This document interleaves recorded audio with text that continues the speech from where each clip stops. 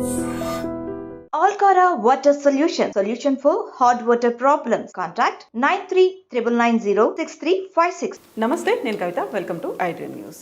తెలంగాణలో కాంగ్రెస్ ప్రభుత్వం ఏర్పడిన తర్వాత అటు కాంగ్రెస్కి ఇటు బీఆర్ఎస్కి మధ్య తీవ్ర స్థాయిలో చర్చ జరిగిన ఏకైక అంశం కాళేశ్వరం ప్రాజెక్ట్. అసలు మేడిగడ్డ ప్రాజెక్ట్ ఇంకా పనికిరాదా, వయబుల్ కాదా, దాని అలా పక్కన పెట్టాల్సినటువంటి అవసరమే ఉందా, దానికి సంబంధించి నేషనల్ డ్యామ్ సేఫ్టీ అథారిటీ ఎలాంటి రిపోర్ట్ ఇవ్వబోతోంది, వీటన్నిటి గురించి మనం మాట్లాడుకుందాం. ప్రస్తుతం మనతో పాటుగా ఉన్నారు irrigation expert, political analyst Prakash గారు. ప్రకాష్ గారు, నమస్కారం అండి. సో మనం వాటర్ గురించి మాట్లాడుకుంటున్నప్పుడు చాలా కీలకమైనటువంటి అంశం కాళేశ్వరం మేడిగడ్డ ప్రాజెక్ట్ సంబంధించి. దాంట్లో బోల్డ్ అన్ని అనుమానాలు ఉన్నాయా, అపోహలు ఉన్నాయా, లేకుంటే అవన్నీ ఆరోపణల చివరికి అది ఇంకా పనికి రాదు అనేటువంటి స్థితికి ఎందుకు చేరుకుంది? ఈ ఇష్యూస్ అన్నిటినీ రేవంత్ సర్కార్ ప్రాపర్గా అడ్రస్ చేయగలిగిందా? సరిగ్గా ఎన్నికల కంటే ముందు, అంటే అక్టోబర్ 21 అందరు ఎన్నికల ప్రచారంలో ఉన్నప్పుడు ఆ మేడిగడ్డ పియర్స్ అనేటి కుంగినాయి. సరే, అది ఒక ఫీట్ కుంగినా కూడా మార్చాల్సిందే, అది పనికిరాదు, ఇంకా చేంజెస్ వస్తాయి. అయితే ఆ పర్టికులర్ బిట్ ఏదైతుందో మొత్తం 8 ఏమంటారు వాటిని, 8 పియర్స్ ఏమో 86 ఉంటాయి, 8 బ్లాకులు.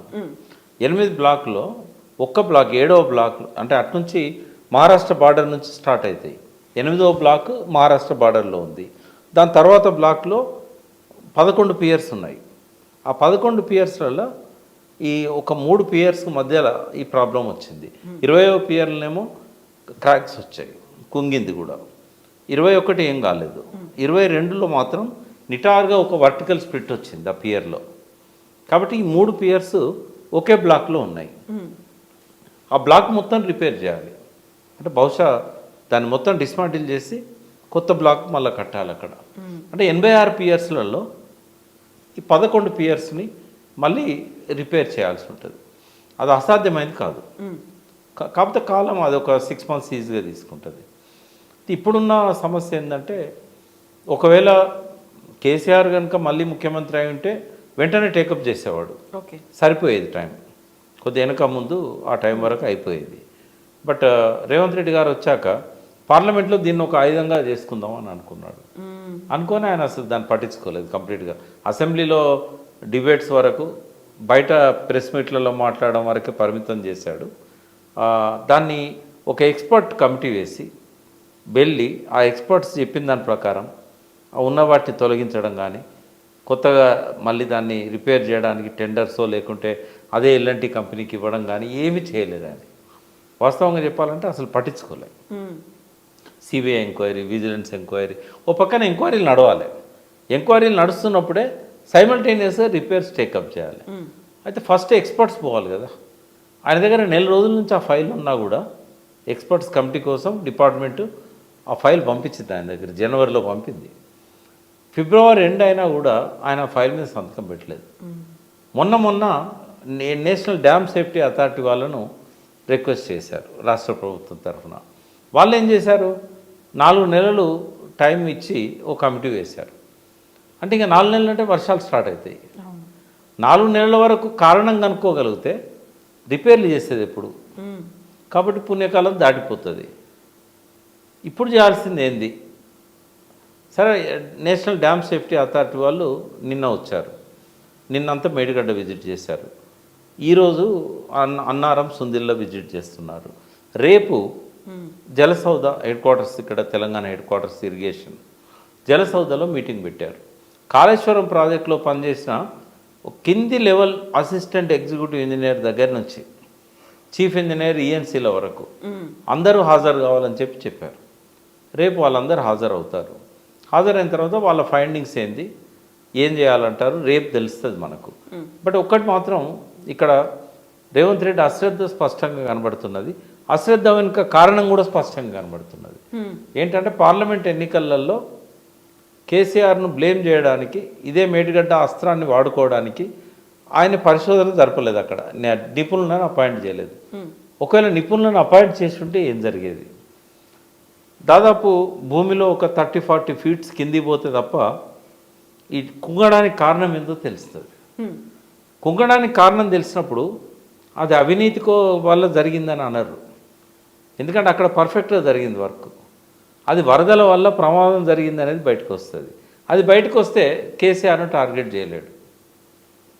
అందుకే ఆయనే ఈ విషయం తెలిసే రేవంత్ రెడ్డి స్పష్టంగా తెలుసు ఇది అవినీతి వల్ల కాదు, ఇది టెక్నికల్ డిఫెక్ట్ వల్ల కావచ్చు, లేకుంటే వరదల వల్ల కావచ్చు. ఇది బయటకు వస్తుందేమో నిపుణులను అపాయింట్ చేస్తా అని చెప్పి తెలివిగా తాను అపాయింట్ చేయలేదు. డ్యామ్ సేఫ్టీ వాళ్ళు అపాయింట్ చేసినా కూడా పార్లమెంట్ ఎలక్షన్లు అయ్యేదాకా రిపోర్ట్ ఇవ్వకుండా చేశాడు.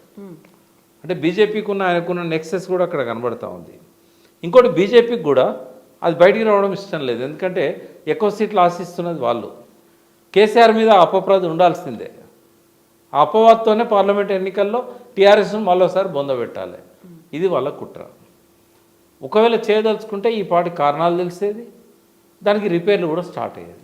ఒకవేళ కేసీఆరే ముఖ్యమంత్రిగా ఉంటే ఆయన ఏం చేసేవాళ్ళు? ఇమ్మీడియట్గా తీసుకునే స్టెప్ ఏంటి? ఆయన ఒక 3-4 డేస్ లోపలనే ఎక్స్పర్ట్ కమిటీని అపాయింట్ చేసేవాడు.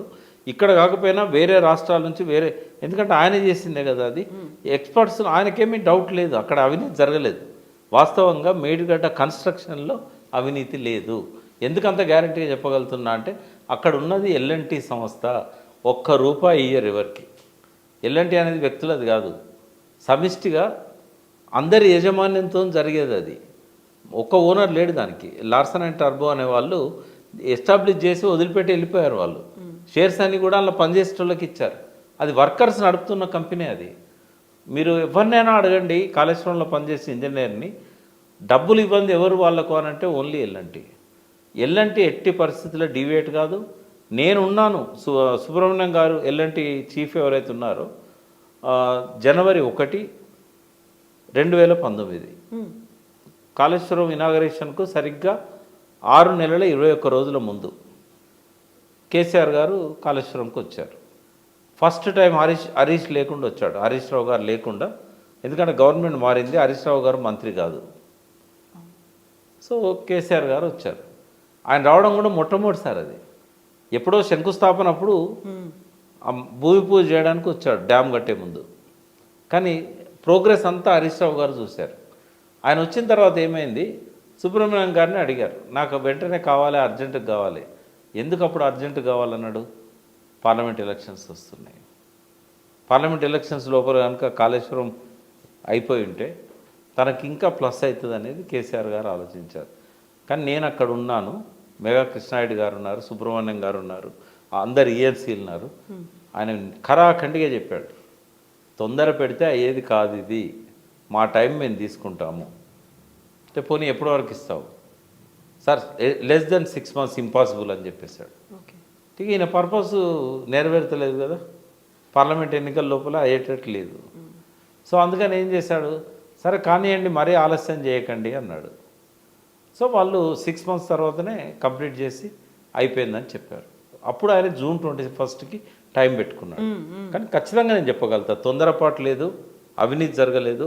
అందరు అనుకున్నట్టు డిజైనింగ్లో కానీ స్థలాన్ని ఎంపిక చేయడంలో కానీ ఎక్కడ కేసీఆర్ గారు జోక్యం లేదు. ఆశ్చర్యకరం ఏంటంటే స్థలాన్ని ఎంపిక చేసింది ఒక గొప్ప ఇంజనీర్ టి హనుమంతరావు గారు. చనిపోయారు ఆయన. ఈఎన్సీ ఉమ్మడి రాష్ట్రంలో ఈఎన్సీగా ఎన్టీ రామారావు గారికి అప్పుడు ఆ సేవలు అందించిన వ్యక్తి. తిరుగులేని నాలెడ్జ్ ఆయనది. చాలా గొప్ప ఇంజనీర్ ఆయన. ఆయనే కదా ఫస్ట్ అక్కడ మేడిగడ్డ దగ్గర బ్యారేజ్ ప్రపోజ్ చేసింది. ఆయన ఏం చేశాడంటే రివర్స్ పంపింగ్ అనే సిస్టమ్ని స్టెప్ లాడర్ టెక్నాలజీ అనే పేరుతోని ఆయన ఆ రోజుల్లో డిజైన్ చేశాడు. ఆ గోదావరిలో వెనక్కి నీళ్ళని తీసుకుపోతూ శ్రీరామ్ సాగర్ దాకా బ్యారేజీలు కట్టుకుంటూ ఎట్లా శ్రీరామ్ సాగర్ ఫిల్ చేయాలి, అక్కడ పైన నీళ్ళు రానప్పుడు ఈ నీళ్ళని ఎట్లా పైకి తీసుకెళ్ళాలి, అది ఆయన ఎప్పుడో ఉమ్మడి రాష్ట్రంలో చంద్రబాబు నాయుడు పీరియడ్లో పెట్టిన టెక్నాలజీ. ఆయన ఈజిప్ట్ విజిట్ చేసినప్పుడు ఆస్వాన్ డ్యామ్ చాలా పెద్దది, అది మొత్తం ఒక 7-8 దేశాలకు వాటర్ సప్లై చేసేది. అక్కడ టెక్నాలజీ చూసి ఆయన ప్రపోజ్ చేశాడు. అది మేడిగడ్డ బ్యారేజ్ అనేది అక్కడ ప్రపోజ్ చేసింది. అది కేసీఆర్ కాదు. రెండవది తుమ్మిడియాటికి ప్రత్యామ్నాయం చూడమని చెప్పి ఫడ్నవీస్ గారు అడిగారు కేసీఆర్ను. ఇక్కడ కూడా ఒక విషయం చెప్పాలి, ఎందుకు ఒప్పించలేకపోయిన మహారాష్ట్రను? మునిగేది 3,500 ఎకరాలే కదా, ఆ మాత్రం దానికి ఒప్పించలేకపోయారని అందరు ప్రశ్నిస్తున్నారు. ఇక్కడ వాళ్ళకు భూమి ఎంత మునుగుతున్నది అనేది కాదు, వాళ్ళ ప్రెస్టేజ్ ఇన్వాల్వ్ అయినది. ఫడ్నవీస్ ఏం చెప్పాడు ఎగ్జాక్ట్లీ అంటే, దీనికి వ్యతిరేకంగా పోరాటం చేసి మేము గెలిచి వచ్చినాం, తుమ్మిడిహట్టి వల్ల ముంపు గురవుతున్నది, అక్కడ వాళ్ళ సిస్టర్ ఎవరు ఎమ్మెల్యే, అయితే ఆ ఇష్యూనే మేము అస్త్రంగా చేసుకొని మేము ఎన్నికై ఇవాళ ముఖ్యమంత్రి అయినా నేను నా పీరియడ్ అంతా కూడా ఎట్టి పరిస్థితుల్లో నేను దాన్ని రానియ్యాను, వస్తే నా పలుకుబడి ఏం కావాలంటే మీరు ఒక 285 ఎకరాలు మునిగిపోతుంది, 148 మీటర్లు తగ్గించుకోండి. ఇక్కడ ఆ ప్రెస్టేజ్ అనేది అడ్డం వచ్చింది. ఒకవేళ ఇప్పుడు రేవంత్ రెడ్డి గారు మోడీ గారితో ఉన్న సత్సంబంధాల వల్ల అక్కడున్న షిండే మీద, ఫడ్నవీస్ లాగా షిండేకు అటువంటిది ఏం లేదు, షిండే మీద ప్రజలు తెస్తే ఫడ్నవీస్ ఏమంటాడు, నేను ముఖ్యమంత్రి లేను కదా. వాస్తవంగా చక్రం తిప్పుతున్నదంతా ఆయనే, ఇప్పుడు ఉప ముఖ్యమంత్రి అయినా ఆయన రోల్ ముఖ్యమంత్రి రోలే. బట్ షిండేను ఒప్పించారు, నేనేం చేయలేని పరిస్థితి అని చెప్పి ఇప్పుడు అక్కడ 3500 ముంపు గురి చేస్తూ తుమ్మిడిహట్టికి మళ్ళీ అనుమతి రేవంత్ రెడ్డి తెచ్చినా ఆశ్చర్యం లేదు, తెస్తే తేవచ్చు. బట్ కేసీఆర్ గారికి అది సాధ్యం కాలేదు, ఎందుకంటే నేను ఇయ్యను అన్నాడు ఆయన. కాబట్టి ఆయన ఏం చేయలేని నిస్సహాయత ఆయనది. ఇప్పుడేంది ఇక్కడ కాళేశ్వరం దగ్గర మేడిగడ్డను రిపేర్ చేయకపోతే ఒక నష్టం మేడిగడ్డ బ్యారేజీకి కాదు, ఎంటైర్ కాళేశ్వరం డిఫంక్ట్ అవుతుంది. ఆయన ఎన్నడూ తుమ్మిడిహట్టి కట్టాలి, తుమ్మిడిహట్టి కట్టిన తర్వాత కూడా అక్కడ అవైలబుల్ ఉన్న వాటర్ ఓన్లీ 102 టీఎంసీలు మాత్రమే. ఇక్కడ ఇంకో విషయం చెప్పాలి, వెదిర శ్రీరామ్ గారు వచ్చి ఇక్కడ, ఆయన కేంద్ర ఇరిగేషన్ మంత్రి సలహాదారు, ఆయన కూడా అబద్ధాలు చెప్పాడు, నా దగ్గర మిత్రుడు. బట్ ఆయన ఎందుకు అబద్ధాలు చెప్పాల్సి వచ్చింది, ఎలక్షన్స్లో బీజేపీని గట్టెక్కించడానికి, టీఆర్ఎస్ను బదనాం చేయడానికి బీజేపీ ఆయనను వాడుకున్నది. సిడబ్ల్యూసి ఇచ్చిన లెటర్లోనే ఉంది 63 టీఎంసీలు అప్పర్ స్టేట్స్ వాటా ఉంది, 165 టీఎంసీలలో పోతే మీకు వచ్చేది 102 టీఎంసీలు అని చెప్పారు. మనకు కావాల్సింది 160 టీఎంసీలు, ఇప్పుడైతే 195 టీఎంసీలు. మరి కాళేశ్వరం నెట్వర్క్ అంతటికి సరిపోదు కదా. ఇంకా కేసీఆర్ గారు వచ్చాక స్టెబిలైజేషన్ 18,82,000 ఎకరాలు తీసుకున్నాడు. అసలు ఆ కాళేశ్వరం 16,40,000 ప్రాణహిత చేవెళ్ళ ప్రాజెక్టుకి ఆ నీళ్ళు సరిపోవు. కాబట్టి ఇవన్నీ ఆలోచించి అక్కడికి సైట్ మారాలన్నాడు. అన్నప్పుడు 2015 ఫిబ్రవరి 17 రోజు ఆయన ఫస్ట్ బర్త్డే ముఖ్యమంత్రి అయిన తర్వాత మహారాష్ట్ర గవర్నర్ దగ్గర జరుపుకున్నాడు. అది అయిన తర్వాత ఇమ్మీడియట్గా ఇక్కడ రాగానే రిటైర్డ్ ఇంజనీర్స్ని రిక్వెస్ట్ చేశాడు, వాళ్ళకు ఒక హెలికాప్టర్ అరేంజ్ చేశాడు. శ్యాంప్రసాద్ రెడ్డి గారు, అనంతరాములు గారు, వెంకటరామారావు గారు, దామోదర్ రెడ్డి గారు, చంద్రమౌళి గారు అప్పుడు రిటైర్డ్ ఇంజనీర్స్కి ప్రెసిడెంట్గా ఉండే. ఈ 5గురిని ఒక హెలికాప్టర్ ఇచ్చి మీరు సర్వే చేయండి అని పంపించాడు. ఆయన చెప్పిన పాయింట్ ఏంది, జాగ్రత్తగా ఇది ఒక్కటి జాగ్రత్తగా వినాలి. మేడిగడ్డ దగ్గర నుంచి మిడ్ మానేర్ డ్యామ్, అంటే సిరిసిల్ల దగ్గర ఉంది కదా, కరీంనగర్ సిరిసిల్ల మధ్యలో, మిడ్ మానేర్ డ్యామ్కి డైరెక్ట్గా నీళ్లు తీసుకురాగలిగిన అవకాశాన్ని పరిశీలించమన్నాడు. మేడిగడ్డ కట్టాలన్నా వద్దా పరిశీలించమని చెప్పలేదు అక్కడ. అయితే వాళ్ళు ఇచ్చిన రిపోర్ట్లో కూడా ఏం చేశారు, మీరు చెప్పిన ఈ ప్రపోజల్ వయబుల్ కాదు అన్నాడు, నాట్ డిజైరబుల్ అన్నారు. కానీ రేవంత్ రెడ్డి ఏం చేశాడు, దాన్ని కట్ చేసి ఆ పేరాను ముక్కలు చేసి అసెంబ్లీలో తనకు అవసరమైన ముక్క చదువుకున్నాడు. మేడిగడ్డ ఈజ్ నాట్ డిజైరబుల్ అని రిటైర్డ్ ఇంజనీర్లు అన్నారు అని చెప్పాడు. మేడిగడ్డ నాట్ డిజైరబుల్ అని వాళ్ళు అనలేదు. మేడిగడ్డ నుంచి మిడ్ మానేర్కి వేసే పైప్ లైన్ కానీ, టన్నెల్ కానీ, కాల్వలు కానీ తాడిచెర్ల ఓపెన్ కాస్ట్ బొగ్గు గనులను డిస్టర్బ్ చేస్తాయి. గోదావరి కానీ మీదికెళ్ళి తీసుకెళ్దామంటే భూగర్భ ఇవి పోతాయి. భూపాలపల్లిలో కూడా భూగర్భ గనులు ఉన్నాయి. అటు గోదావరి కానీ అయినా, ఇటు భూపాలపల్లి అయినా, లేకపోతే తాడిచెర్ల అయినా, ఈ 3 రూట్లు ఉన్నాయి. ఎట్ల పోయినా మీకు కోల్ మైన్స్ అడ్డం వస్తాయని చెప్పాడు. కాబట్టి ఇది వయబుల్ కాదు, ఇది డిజైరబుల్ కాదు అన్నారు. బట్ సేమ్ టైం వాళ్ళు ఇచ్చిన 11 పేజీల రిపోర్ట్లో 3 పేజీలలో 3 సపరేట్ పేరాలు మేడిగడ్డ కట్టమని చెప్పారు వాళ్ళు. మేడిగడ్డ కట్టాలి. ఇంకా వాళ్ళు చెప్పింది ఏంది, 105 మీటర్స్ ఎత్తులో కట్టమన్నారు. ఒక్క భయం ఏం చెప్పారంటే 105 కడితే పక్కన సిరివంచ మహారాష్ట్రలో కొన్ని గ్రామాలు ముంపుకు గురయ్యే అవకాశం ఉంది, దాన్ని పరిశీలించమని అన్నారు. తర్వాత ఇంకోటి ఏం చెప్పారు, తుమ్మిడిహట్టి దగ్గర ఒకవేళ సాధ్యం కాకపోతే కింద ఒక విలేజ్ ఉంది, ఆ విలేజ్ దగ్గర కట్టమన్నారు.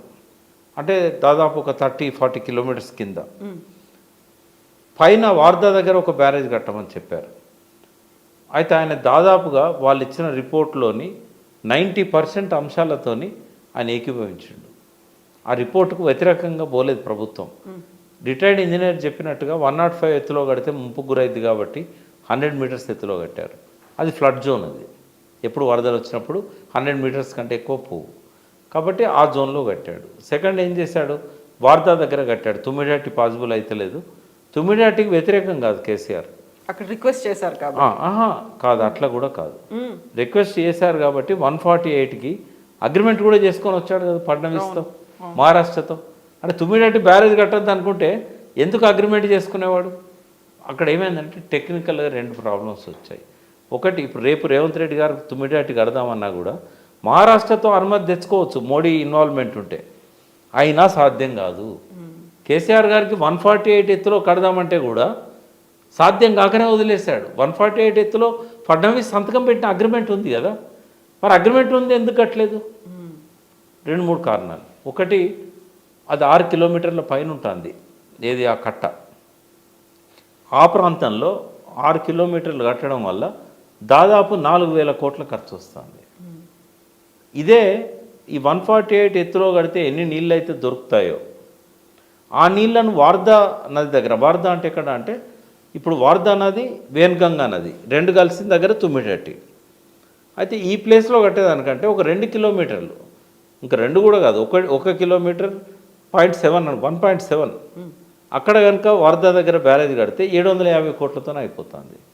ఇక్కడ 4,000 కోట్లు ఎందుకు పెట్టాలి 700 కోట్లతో అయిపోతుంటే? తర్వాత తుమ్మిడేటి కోసం కాలువలు తవ్వారు. తుమ్మిడేటి బ్యారేజ్ లేకపోవడం వల్ల ఆ కాలువలు నిరుపయోగం ఉన్నాయి. 152 మీటర్ల ఎత్తులో ఆ కాలువలు తవ్వారు. ఇప్పుడు అది 155 మీటర్ల ఎత్తులో ఉంది వార్దా. అక్కడి నుంచి గ్రావిటీతో కనెక్ట్ చేయొచ్చు. ఒకవేళ ఇక్కడే అయితే కనుక ఇంకో లిఫ్ట్ పెట్టాలి. 148 నుంచి 152 పైన తవ్విన కాలువలకు చిన్న లిఫ్ట్ పెట్టాలి, 4 మీటర్ల లిఫ్ట్. అయినా పవర్ కన్జంప్షన్ అవుతుంది. సో ఇంకొక అభ్యంతరం, చాప్రాల్ వన్యమృగ సంరక్షణ కేంద్రము ఆ శాంక్చురీ ఏదైతే ఉన్నదో అది కంప్లీట్ రివరే బార్డర్గా ఉంది. ఇటు సౌత్ సైడ్ ఏమో మనకు Pranahita border, west side Wainganga border. ఈ 2 బార్డర్స్ ఉన్నాయి కాబట్టి ఆ చాప్రాల్ అటవీ ప్రాంతంలో కొంత భాగాన్ని కన్స్ట్రక్షన్ యాక్టివిటీ కోసం కట్టబోయడం కోసం తీసుకోవాలి. వాళ్ళు ఒప్పుకోరు. ఎన్విరాన్మెంట్ డిపార్ట్మెంట్ అటువంటి వాటిని డిస్టర్బ్ చేయడానికి అస్సలు ఒప్పుకోదు. ఇన్ని ఉన్నాయి కాబట్టే తుమ్మిడేటి దగ్గర కేసీఆర్ బ్యారేజ్ కట్టలే. ఇప్పుడు రేవంత్ రెడ్డి అనుమతి తెచ్చినంత మాత్రాన కడతాడు అని ఎట్లా అనుకుంటారు? ఈ అన్నిటికంటే ఇంకో ఇంపార్టెంట్ కారణం ఉంది. ఇది ఎవరికి తెలియదు, ఒక 0.001% వాళ్ళకే తెలుసు. అక్కడ బ్యారేజ్ కట్టాలంటే ఇట్లా ఉంటుంది, 2 నదులు ఇట్లా వచ్చి కలుస్తాయి. ఈ పద్ధతిలో బ్యారేజ్ 40 డిగ్రీస్ యాంగిల్లో కట్టాలి. ప్రపంచంలో ఎక్కడ లేదు, అట్లా బ్యారేజ్ ఎక్కడ లేదు.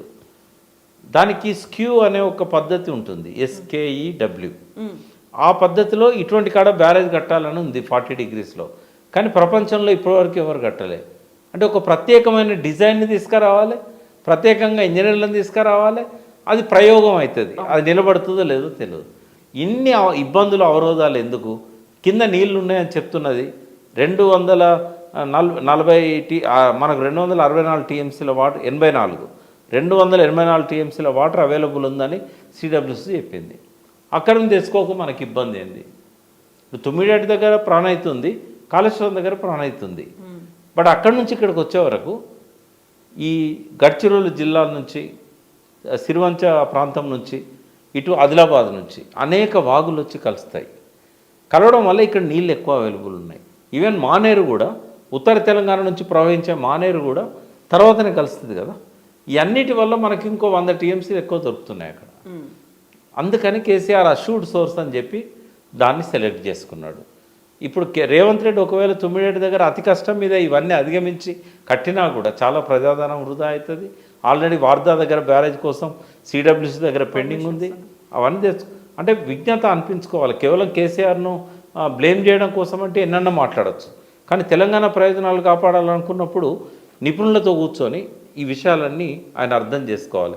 ఎందుకంటే నేను ఆయనను బ్లేమ్ చేయదలుచుకోలేదు. అవగాహన లోపం ఉంది, ఎవరికి సంపూర్ణ అవగాహన ఉండదు. ముఖ్యమంత్రి అయినంత మాత్రాన సర్వజ్ఞుడు అవుతాడు, ఆయన కాడు కదా.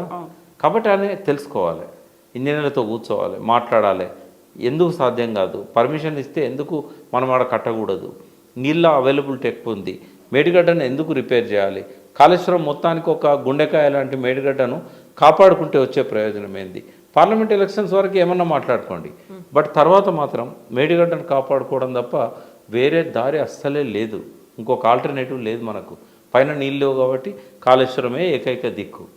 ఇంకా ఇందులో ఇప్పుడు మీరు పార్లమెంట్ ఎన్నికల దాకా ఏమైనా మాట్లాడుకోవచ్చు, కేవలం ఎన్నికలే ఎజెండాగా చూడాలా, లేకుంటే అక్కడ ప్రజలు ఉన్నారు, పొలాలు ఉన్నాయి, తాగునీరు కావచ్చు, సాగునీరు, వీటన్నిటికీ ఒక ఆల్టర్నేట్గా చేయాలి, లేకుంటే అక్కడ ఉన్నటువంటి వాటర్ని సద్వినియోగం చేసుకోవాలి అంటే ఏం జరగాలి? మీరు మంచి సలహా ఇచ్చారు, ప్రశ్న అడిగారు. వాస్తవంగా రాజకీయంగా ఒకరినొకరు బ్లేమ్ చేసుకోవచ్చు, వాళ్ళు ఏమన్నా వాగ్వివాదాలు మాట్లాడుకోవచ్చు, ఆరోపణలు నిందలు ఏమన్నా చేసుకోవచ్చు, కానీ రైతులను బలిపెట్టొద్దమ్మా. ఇవాళ పొలాలు నాట్లేసుకున్నారు, ఎందుకంటే గత 4 సంవత్సరాల నుంచి కేసీఆర్ గారు అలవాటు చేశారు. వర్షాకాలంలోనే చెరువులన్నీ నింపడము, అవి రబీ పంటలకు, యాసంగి పంటలు అంటారు తెలంగాణలో, యాసంగి పంటలకు ఆ చెరువుల నుంచి నీళ్ళు ఇవ్వడము, వాగుల నుంచి ఇవ్వడము, వాగులలో చెరువులలో నీళ్లు నింపడం వల్ల భూగర్భ జలాలు పెరగడము, బోర్లలో సమృద్ధిగా ఉండడము, ఇట్లాంటివన్నీ ఆయన చేశాడు. ఈసారి అది జరగలేదు. ఎలక్షన్ల వేడి వాడి మేడిగడ్డది ఇవన్నిటి వల్ల జరగలేదు. ఇప్పటికైనా ఒక 15 రోజుల నుంచి నెల రోజుల లోపల కాఫర్ డ్యామ్ కట్టుకొని, చిన్నదే కట్టాలి, గోదావరి మొత్తం అడ్డంగా కట్టాల్సిన అవసరం లేదు, మేడిగడ్డలాగా 1.6 కిలోమీటర్స్ అక్కర్లేదు, నీళ్ళని డైవర్ట్ చేయడానికి చిన్న కాఫర్ డ్యామ్ కడతారు. ఇప్పుడు ఎట్లయితే ఆ పియర్స్ దగ్గరికి నీళ్లు పోకుండా ఎట్లయితే కడుతున్నారో అట్లా ఒక చిన్న కాఫర్ డ్యామ్ కట్టి, ఆ కన్నెపల్లి పంప్ హౌస్ అనేది కాళేశ్వరం దగ్గర ఉంటుంది. మేడిగడ్డ కాళేశ్వరానికి 20 కిలోమీటర్ల పైన ఉంటుంది డిస్టెన్స్. ఒక 5-10 కిలోమీటర్ల పైన కనుక చిన్న కట్ట కట్టుకుంటే కాఫర్ డ్యామ్, ఆ నీళ్ళు ఆగుతాయి. ఆ నీళ్ళతోని 11 పంపులు ఎత్తిపోసుకోకపోయినా ఆ నీళ్ళ యొక్క పరిమాణం ఎంత ఉంటుందో చూసి ఆ మేరకు వచ్చిన నీళ్ళను వచ్చినట్టు కనుక 1 పంపు, 2 పంపులో, 3 పంపులో వాటితో ఎక్కడ పొలాలు ఎండుతున్నాయో అక్కడికి సిస్టమ్ అంతా ఇంటాక్ట్ ఉంది. వాళ్ళకి అనుమానం ఏంటంటే అన్నారం పాడవుతుంది, సుందిల్ల పాడవుతుంది, రేపు నీళ్లు నింపితే అదేమన్నా అవుతుందేమో, మొన్న డ్యామ్ సేఫ్టీ వాళ్ళు నీళ్ళని ఖాళీ చేయమన్నారు. ఇప్పుడు అన్నారంలో ఒక 3-4 టీఎంసీలో నీళ్లు ఉండే, ఖాళీ చేయమన్నప్పుడు పాజిటివ్గా ఆలోచించేవాడు కేసీఆర్ ఉంటే ఏం చేసేవాడు తెలుసా? ఖాళీ చేయమన్నారు కదా, పంపింగ్ చేసేవాడు పైకి. పంపింగ్ చేసినా ఖాళీ అయింది కదా. పంపింగ్ చేస్తే ఏం లాభం జరిగేది? ఈ 4 టీఎంసీలు ఎల్ఎండీలో మిడ్ మానేర్లో ఉండేది, పంటలు ఎండిపోకుండా కాపాడుకునేవాడు. రేవంత్ రెడ్డికి ఆలోచన లేదు, ఆ తపన లేదు, ఎవరి సలహాలు అడగలే. డ్యామేజ్ అయిన మేడిగడ్డ దిక్కు వదులుమని చెప్పాడు. అంటే రేపు ఈ నీళ్ళ వల్ల మేడిగడ్డ ఇంకేమైనా డ్యామేజ్ అయితే అది కూడా కేసీఆర్ ఖాతాలో వేయొచ్చని. అంటే ఒకటి నీళ్లను వృధాగా సముద్రంలోకి పంపాడు, రెండవది పొలాలు కాపాడుకోవడానికి వచ్చిన మంచి అవకాశాన్ని ఉపయోగించుకోలేదు. మేడిగడ్డ డ్యామేజ్ కావాలని కోరుకున్నాడు. అంటే ఎవరైనా పాలకులు ప్రజలను బలిపెట్టే విధంగా వాళ్ళ రాజకీయ తగువులను పెంచుకోవద్దు. మీకు మీరు ఎన్నన్నా కొట్టుకొని తిట్టుకోండి, ప్రజలకు అనవసరం అది, కానీ ప్రజల విషయంలో మాత్రం వాళ్ళని బలిపశువులను చేయొద్దు. అది జరిగింది ఆ ప్రయత్నం. ఇప్పటికైనా ఉత్తమ్ కుమార్ రెడ్డి గారు నేను అభినందిస్తాను, ఎందుకంటే లాస్ట్ 1 వీక్ నుంచి బహుశా మేడిగడ్డకు బీఆర్ఎస్ బృందం పోయిన తర్వాత వాళ్ళు చేసిన విమర్శలు కావచ్చు, ఆ పర్యటనలో వాళ్ళు చెప్పిన మాటలు కావచ్చు, ప్రజలను కొద్దిగా కన్విన్స్ చేసేటట్టు ఉన్నాయి. దాన్ని దృష్టిలో పెట్టుకొని వెంటనే ప్రభుత్వం దిగి వచ్చింది. 4 నెలల దాకా మేము ముట్టము, పార్లమెంట్ ఎన్నికల తర్వాతనే అన్నవాళ్ళు వెంటనే సమీక్షలు జరిపి మధ్యంతర రిపోర్ట్ అడిగి ఇప్పుడు ఎక్కడెక్కడ కాళేశ్వరం నీళ్ళ ద్వారా అంటే ఎంత డబ్బు ఖర్చు పెడితే ఎంత ఎక్కువ కొత్త ఆయకట్టు నీళ్ళు ఇవ్వగలుగుతాం, ఇప్పుడు చేయాల్సిన పనులేంటి, ఫోకస్ చేయాల్సినవి, వీటన్నిటి మీద వెంటనే నాకు రిపోర్ట్ ఇవ్వండి అని అన్నాడు. అంటే కదిలింది ప్రభుత్వం, అది వెల్కమ్ చేయాలి మనం. ఎన్ని తిట్టుకున్నా ఎంత బ్లేమ్ చేసుకున్నా పనులు జరగాలనేది ఉత్తమ్ కుమార్ రెడ్డి గారి ఆకాంక్ష. నేను ఆయన అభినందిస్తాను. ఒక పాజిటివ్ మూవ్ దీన్ని కంటిన్యూ చేయాలి. సరే బీఆర్ఎస్ వాళ్ళు అనుకోవచ్చు అది మా గెలిపే, మేము మేడిగడ్డ పోయినాం కాబట్టి దిగొచ్చిండ్లు, కేఆర్ఎంబీకి మేము గొడవ చేశాం కాబట్టి వాళ్ళు ఫైల్ ఇవ్వలేదు, అసెంబ్లీ తీర్మానం, ఏమన్నా అనుకోనియండి. ఒక ప్రజల పక్షాన మాట్లాడే వ్యక్తిగా అవి మనకు అనవసరం. ప్రజలకు మేలు జరగాలి, ప్రాజెక్టులు నిలబడాలి ఇవి. కాకపోతే కాళేశ్వరం మీద ఇంకా కొన్ని ఆరోపణలు, ఇది వయబుల్ కాదు అని. ఎందుకంటే ₹1 ఖర్చు పెడితే రిటర్న్ వస్తుంది మనకు 52 పైసలే అనేది, విద్యుత్ ఖర్చు విపరీతంగా ఉంది అనేది. ఇక్కడ ఏం జరిగిందమ్మా, కాగ్ అనేది ఏదైతే ఉన్నదో వాళ్ళు ప్రతి దానిలో లాభ నష్టాలే చూస్తారు. వాళ్ళ పనేది లెక్కలు చేయడమే కదా, అకౌంటెంట్ జనరల్. ఎంత పెడితే ఎంత వస్తుంది, ఎంత పెడితే ఎంత వస్తుంది. అయితే ఇలా చాలా చిక్కులు ఉంటాయి. ఫస్ట్ ఏంటంటే లిఫ్ట్ ఇరిగేషన్ ప్రాజెక్టులల్లో ఈ లాభ నష్టాలు చూడొద్దు. ఎందుకంటే వేరే మార్గం లేక గత్యంతరం లేక మనం ఈ లిఫ్టులు పెట్టుకుంటున్నాం. సాగునీటి ప్రాజెక్టులకు వచ్చిన వయబిలిటీ లిఫ్ట్లకు రాదు. అట్లని చెప్పి కాళేశ్వరం వయబుల్ కాదు అని చెప్పడానికి లేదు. కాగ్ రిపోర్ట్లో కొన్ని పొరపాట్లు వాళ్ళు అంటే పూర్తిగా అంచనాకు రాక, అన్ని పరిశీలించక, సంబంధిత వ్యక్తులతో నిపుణులతో మాట్లాడక రికార్డు బట్టి వాళ్ళు ఒక అంచనాకు వచ్చారు, ఇది 0.52 అని. అంటే రూపాయి పెడితే 52 పైసలు. ఇప్పటికి ఐజాన్ టుడే ఇదే డిపార్ట్మెంట్ కాగిచ్చిన ఈ ప్రతి విమర్శకు ప్రతి దానికి ఎక్స్ప్లెనేషన్ ఇస్తూ పర్ఫార్మెన్స్ రిపోర్ట్ అనేది తయారు చేసి కాగ్కు రిప్లై ఇచ్చింది. ఆ రిప్లైల ప్రకారమే నేను మాట్లాడతా. ₹51 రిటర్న్ ఉంటుందమ్మా. ₹1 ఖర్చు పెడితే ₹51 రిటర్న్ ఉంటుంది. అయితే కాగ్ తీసుకున్నది ఏంటి అంటే అప్పటి రేట్లు పరిగణలోకి తీసుకున్నారు. 2015 డిపిఆర్ అది. కేసీఆర్ గారు కాళేశ్వరం రిపోర్ట్ ఇచ్చింది 16లో అక్కడ మెన్షన్ చేసిన ధాన్యం ధరలు 14-15 సంవత్సరాలది crop season and crop report. అయితే ఆనాటి ధరలకును 2023-24 నాటి ధరలకు తేడా ఉందా లేదా? మరి ఇవాళ ధరలం కదా వాళ్ళు అంచనా వేయాల్సింది. ధరలు అంటే ఆదాయం, అది కాళేశ్వరం ద్వారా రైతులకు వచ్చే ఆదాయం. పాత ధరలను తీసుకోవడం వల్ల ఆదాయాన్ని తగ్గించారు. తర్వాత ఎలక్ట్రిసిటీ ఛార్జెస్ ₹3 పర్ యూనిట్ అని లెక్క కట్టారు. అదృష్టవశాత్తు ₹2.50 పర్ యూనిట్ చొప్పున సోలార్ కంపెనీస్ అగ్రిమెంట్ చేసుకున్నాయి గవర్నమెంట్తో. అంటే అందులో మెన్షన్ చేసిన దానికంటే 50 పైసలు తగ్గినాయి. దాన్ని పరిగణలోకి తీసుకోకుండా యూనిట్కి ₹6 లెక్క కట్టారు. యూనిట్కి ₹6 లెక్క కట్టి 10,000 కోట్లు అయితే అని చూపెట్టారు. అంటే ఖర్చు పెంచుకుంటా పోయింది కాదు. ఇంకా దారుణం ఏంటంటే కాళేశ్వరం కోసం చేసిన అప్పులు, వడ్డీలు, ఆ వడ్డీలన్నీ కూడా ఈ ప్రాజెక్ట్ రిపోర్ట్లో కలిపారు. ఇది సాంప్రదాయానికి విరుద్ధం. ఇవన్నీ కలపడం వల్ల ₹1,21,000 కోట్లు ఖర్చు అయ్యే ప్రాజెక్టుకు 1,47,000 అని చూపెట్టారు.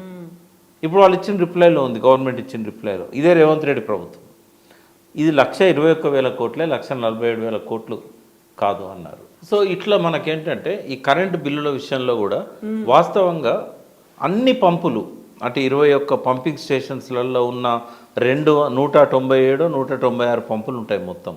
అన్నీ ఒకటేసారి సైమల్టేనియస్గా పనిచేసినా కూడా, రన్ అయినా కూడా 10,000 కోట్లు కాదు. వాళ్ళు ఇచ్చిన ₹3తోని చేస్తే కూడా, ₹3కు ఒక యూనిట్ చొప్పున చేస్తే కూడా 4,900 మెగావాట్స్ అనుకోండి. అది వరకు 4,600 మెగావాట్లు అని అనుకున్నారు. 4,900 మెగావాట్లకి 13,000 మిలియన్ యూనిట్స్ ఏవైతే లెక్క కట్టారో దానికి అయ్యే ఖర్చు ఏంటంటే 4-5 వేల కోట్ల కంటే ఎక్కువ ఉండదు. కాగు మాత్రం 10,000 కోట్లు అని చెప్పేసింది. కాబట్టి ఖర్చు ఏమో ఎక్కువ చూపెట్టింది, అనవసరమైన వడ్డీలను అందులో కలిపింది, రైతులకు వచ్చే ఆదాయాన్ని తక్కువ చూపెట్టింది. చూపెట్టి ఏమంటుందంటే కాస్ట్ బెనిఫిట్ రేషియో తప్పు అంటుంది. కరెక్ట్ పద్ధతిలో కనుక కాస్ట్ బెనిఫిట్ రేషియో గవర్నమెంట్ ఇచ్చిన రికార్డ్ ప్రకారంగా, ఇప్పుడు అదే మనం బేస్ చేసుకోవాలి. రేవంత్ రెడ్డి ప్రభుత్వం ఇచ్చిన రిపోర్టే బేస్ చేసుకున్నట్టయితే కాస్ట్ బెనిఫిట్ రేషియో ₹1కి ₹52. నేను వేరే రికార్డు బేస్ చేసుకోవట్లేదు. పర్ఫార్మెన్స్ రిపోర్టు అది కాగ్ ఇచ్చిన దానికి రిప్లై, మన ప్రభుత్వం ఇచ్చిన రిప్లై. కాగ్ రిపోర్టు మొన్నటి ఈ ప్రభుత్వానికి ఇచ్చింది కదా, మొన్న అసెంబ్లీ సమావేశాలు. కాబట్టి లేటెస్ట్ రిపోర్ట్ నేను చెప్తున్నాను.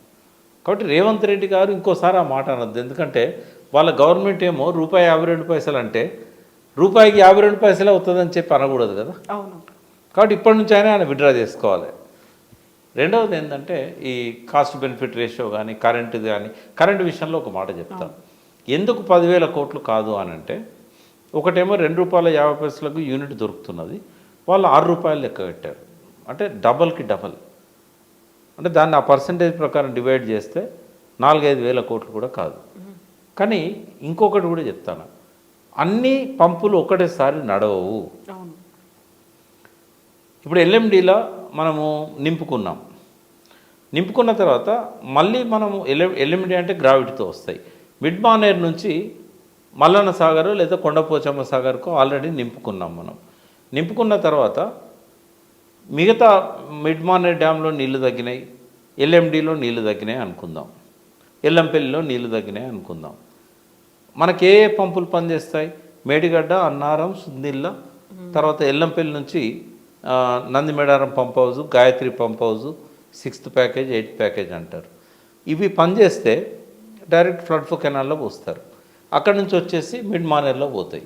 మిడ్ మానేర్ నుంచి గ్రావిటీతోని డైరెక్ట్ ఎల్ఎండికి వస్తాయి, కాకతీయ కాలువకు వస్తాయి.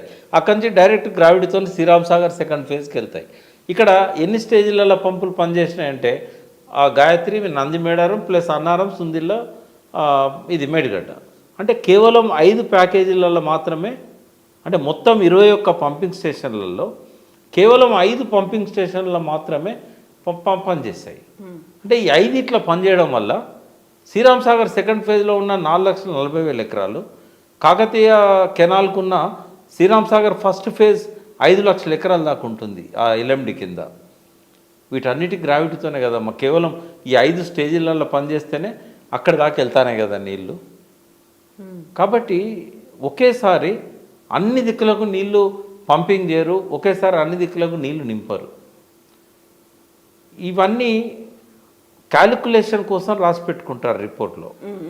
కానీ ఎట్ ఏ టైం ఇప్పుడు ఒక ఇంట్లో మీరు ఉంటారమ్మా, ఒక 10 బెడ్రూమ్లు ఉన్నాయి, 10 బెడ్రూమ్లలో లైట్లు ఉంటాయి. అన్నీ ఒకసారి వేస్తే ఎంత బర్డెన్ పడుతుందో దాన్ని బట్టి మీరు 3 ఫేజో తర్వాత మీటర్లో కెపాసిటీయో ఇవన్నీ మీరు పెట్టుకుంటారు. కానీ మీరిద్దరే ఉన్నారు, అవసరం లేదు కదా. మీరు ఏం చేస్తారు? ఒకటే బెడ్రూమ్లో మీ ముందు హాల్లో మీ కిచెన్లో లైట్స్ వేసుకుంటారు. అన్ని రూములలో ఏసీ లాంచ్ చేయరు కదా. సేమ్ కాళేశ్వరం కూడా అట్లనే అన్నీ కూడా పెట్టుకుంటారమ్మా స్టాప్ గ్యాప్ అరేంజ్మెంట్ కోసం. ఒకవేళ అతి తీవ్రమైన కరువు వచ్చింది, 2-3 సంవత్సరాల దాకా మనకు నీళ్ళు వచ్చా, వర్షాలు పడలేదు, అటువంటప్పుడు ఎట్లా ఉపయోగించుకోవాలని చెప్పి అంత సిస్టమ్ రెడీ చేసి పెట్టుకున్నారు. ఇప్పుడు 3rd TMC అని పెట్టుకున్నారు, 3వ ఎక్స్ట్రా TMC. ఇప్పుడు ఈ పంపింగ్ స్టేషన్స్ అన్నిటి కెపాసిటీ పెంచారు. పంపింగ్ స్టేషన్స్ అన్నీ 3rd TMC ఒకటేసారి ఎత్తిపోసుకోవాల్సిన అవసరం ఉండదు. పైనుంచి వరదలు వస్తున్నాయి, శ్రీరామ్ సాగర్ నిండింది, అసలు ఏ పంపు కూడా ఆన్ చేయరు కదా, నీళ్ళే కిందకి వదిలిపెట్టాల్సిన పరిస్థితి వస్తుంది కదా. అంటే ఇటువంటివన్నీ కూడా పరిగణలోకి తీసుకోకుండా సంవత్సరానికి 10,000 కోట్లు వస్తుంది. తర్వాత ఈ పంపుల లెక్క కూడా ఎట్లా చేస్తారంటే మొత్తం సంవత్సరం అంతా ఈ పంపులు నడుస్తాయి, 120 రోజులు ఆ పంపులు నడిచే కాలం, దాని వరకే దాన్ని కౌంట్లోకి తీసుకోవాలి. జనానికి అవగాహన లేదు కాబట్టి కొంతమంది దుర్బుద్ధితోని బ్లేమ్ చేయడానికి ఈ రకమైన కన్ఫ్యూజన్ అంతా కూడా క్రియేట్ చేసి పెట్టుకుంటున్నారు. అటువంటి ప్రమాదం ఏం లేదు. ఇంకోటి ఏంటంటే బోర్లన్నీ ఆ టైంలో ఆన్ చేయాల్సిన అవసరం ఉండదు. కాలువల ద్వారా నీళ్ళు వస్తుంటే 11 లక్షల బోర్వెల్స్ ఉన్నాయి ఈ ఆయకట్ లోపల. వాటిలలో వాడే కరెంట్ అంతా కూడా ఆదా అవుతుంది. ఆ ఆదాయ కరెంటు దీనికి ఉపయోగపడుతుందని అనుకోవచ్చు. ఎందుకంటే దానికేమి ఫ్రీ కరెంట్ కదా, రైతులకు మనం వాళ్ళు బోర్ లాంచ్ చేసుకుంటే ఫ్రీగా ఇవ్వాలి కదా, అక్కడ ఫ్రీగా ఇచ్చే బదులు ఇక్కడ ఇస్తున్నాం అని అనుకోవచ్చు. ఇట్లాంటివి చాలా ఉన్నాయి. ఇంకోటి రాత్రిపూట 10 గంటల నుంచి పొద్దున 6 గంటల దాకా పవర్ అవసరం ఉండదు. ఈ ఇండస్ట్రీస్లలో ఏమైనా భారీ పరిశ్రమలు 3 షిఫ్ట్లలో నడిచేటి నాట్ ఈవెన్ 5% కూడా లేవు మన తెలంగాణలో. వాటికి మాత్రమే 3వ షిఫ్ట్ కరెంట్ అవసరం. అందరం లైట్లు బంద్ చేసుకుంటాం మధ్య 10 తర్వాత. కానీ కరెంటు ఉత్పత్తి చేసే కేంద్రాలు రామగుండం కానీ పాల్వంచ కానీ థర్మల్ పవర్ స్టేషన్స్, కొత్తగూడెం కానీ భూపాలపల్లి కానీ పాల్వంచ, ఇవన్నీ కూడా 24 గంటలు పవర్ జనరేట్ చేస్తూనే ఉంటాయి. మీరు వాడకపోతే ఏమవుతుంది? ఎవాపరేట్ అయిపోతుంది. ఆ ఎవాపరేట్ అయ్యే పవర్నే జాగ్రత్తగా ఈ నీళ్ళని ఎత్తిపోసుకోవడానికి వాడుకోవచ్చు కదా. అప్పుడు కరెంట్ బిల్లు ఎందుకు వస్తాయి? ఇటువంటివన్నీ చర్చ ప్రజల్లోకి వెళ్ళిపోవాలమ్మా. వెళ్ళిపోతే వాళ్ళకి అర్థమవుతుంది కరెంటు బిల్లులు అంత మనం భయపడాల్సినంత అవసరం లేదు అనేది వాళ్ళకి అర్థమవుతుంది. ఇంకొక పాయింట్ కూడా, అవినీతి బాగా జరిగింది. ఇప్పుడు ఎలక్షన్లలో అస్త్రమే అది కదా కాంగ్రెస్ చేసింది. నేను ఒకటి చెప్తున్నాను, ప్రజలు నమ్మిళ్ళమ్మా. ప్రజలు ఎందుకు నమ్మిళ్ళు అంటే, ఒకవేళ బీఆర్ఎస్ నాయకులు మేము నిజాయితీ పరులం, మేము అవినీతి పరులం కాదు అని వాళ్ళు అనుకున్నట్టయితే వాళ్ళ ప్రవర్తన, వాళ్ళ వ్యవహార శైలి, వాళ్ళ జీవన విధానం, వాళ్ళు ఉండే గృహాలు, ఇవన్నీ కూడా సడన్గా మారిపోయినాయి కదా. 9.5 ఏళ్ళ ముందు ఏముండే, 9.5 ఏళ్ళల్లో ఎంత డెవలప్మెంట్ జరిగింది వాళ్ళల్లో, ఇవి కనిపెడతారు కదా ప్రజలు. తెలంగాణ రాష్ట్రం ఎంత డెవలప్ చేశామని చెప్పినప్పటికీ ఇండివిజువల్గా మీరు ఎలా డెవలప్ అయ్యారో అది కాదనలేని సత్యం. సరే, నేను ఒకటి అంటాను, వాళ్ళకి ఎవరికి వాళ్ళకు వ్యక్తిగత వ్యాపారాలు ఉన్నాయి. రేపు చూపెట్టడానికి అసెంబ్లీలో నామినేషన్ ఫైల్ చేసినప్పుడు ఆస్తి అఫిడవిట్లో ఉంటుంది, ఎందుకు పెంచుకున్నాం, ఎట్లా పెరిగినాయి అనేది వాళ్ళు చూపెట్టుకోవచ్చు. కానీ ప్రజలు ఏమనుకుంటారు, ప్రజల్లో ఒక చీలుడి అంటే బయసులుడి అంటారు, అంటే గద్దెగిరింది అంటే ఎద్దెగిరింది అనేది ప్రచారం అవుతుంది. కాబట్టి ఆ అపవాదుకు తగ్గట్టుగా వాళ్ళ వ్యవహార శైలి కనబడ్డది. ఫామ్ హౌస్లే కావచ్చు, ఇన్లే కావచ్చు, హెలికాప్టర్ల పర్యటనలే కావచ్చు. అంతకుముందు సమైక్య రాష్ట్రంలో ఇంత విరివిగా ఎటుపోయినా కూడా హెలికాప్టర్లను, ఒక్కోసారి 3 హెలికాప్టర్లు, తర్వాత విమానం కొంటున్నాం అనే ప్రచారం, కొన్నది లేదు ఏం లేదు, విమానం కొంటున్నాం అనేది ప్రచారం, పత్రికల్లో వచ్చే వార్తలను ఖండించకపోవడం, ప్రతిదానికి హెలికాప్టర్లు వేసుకొని పోవడం, ప్రైవేట్ వాటికి హెలికాప్టర్లు, తర్వాత స్పెషల్ ఫ్లైట్లు, అమెరికాలో పోతే స్పెషల్ ఫ్లైట్లు, చైనా పోతే స్పెషల్ ఫ్లైట్లు. ఈ ఆడంబర జీవితం అనేది తెలంగాణ ప్రజలు ఇష్టపడేది కాదు, అనుభవంలోకి వచ్చింది కూడా కాదు. వీటన్నిటి వల్ల వాళ్ళు ఏమనుకున్నారంటే కాళేశ్వరంలో బాగా తిన్నాడు అంటే ఎంత ఘోరమైన ప్రచారం అంటే ఇది ప్రపంచంలో ఎక్కడ జరిగి ఉండదు. గోబెల్స్ కూడా సిగ్గుపడే ప్రచారం జరిగింది ఇక్కడ. ఏంటంటే ఎలక్షన్ల నాటికి రాహుల్ గాంధీ స్టేజ్ మీద నుంచి 1,00,000 కోట్ల అవినీతి కాళేశ్వరంలో జరిగిందని చెప్పే నాటికి 90,000 కోట్లు కూడా ఖర్చు కాలేదు. అంటే ప్రాజెక్టు మీదనే 90,000 కోట్లు ఖర్చు కాలేదు. అటువంటప్పుడు 1,00,000 కోట్ల అవినీతి ఎట్లా జరుగుతుంది? ఐజాన్ టుడే ఇప్పుడు మనం మాట్లాడుకునే నాటికి కూడా 93,000 కోట్లే. ఉత్తమ్ కుమార్ రెడ్డి చాలాసార్లు చెప్పాడు 93,000 కోట్లు ఖర్చు పెట్టి 97,000 ఎకరాలకు నీళ్ళు ఇవ్వలేదు అని. ఆయన చెప్తున్నాడు కదా, మరి 1,00,000 కోట్ల అవినీతి కాళేశ్వరం ఎట్లా జరుగుతుంది? పోనీ అవినీతి జరిగిందనేది ప్రజలు నమ్ముతున్నారు. బీఆర్ఎస్ మెయిన్ బలహీనత ఏంటంటే అసలు వాళ్ళు చేసినవి చెప్పుకోలేకపోవడం.